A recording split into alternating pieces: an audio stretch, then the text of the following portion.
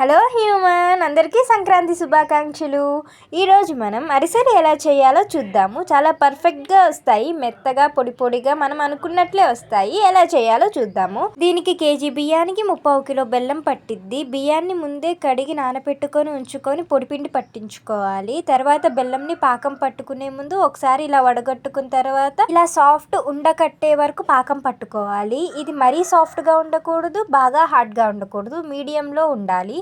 తర్వాత దాంట్లో యాలకుల పొడి, వేయించుకున్న నువ్వులు వేసుకొని పొడిపిండిని కొంచెం కొంచెం వేసుకుంటూ ఉండలు లేకుండా కలుపుకొని లాస్ట్లో మనకి టేస్ట్కి తగినంత నెయ్యి కూడా వేసుకొని ఇంకా చిన్న చిన్నగా అరిసెల్లాగా చేసుకొని ఆయిల్లో ఫ్రై చేసుకోవాలి. ఈ అరిసె మరీ పల్చగా ఉంటేనేమో బెజ్జాలు పడిపోతాయి, బాగా మందంగా ఉంటేనేమో లోపల పిండి ఉడకదు.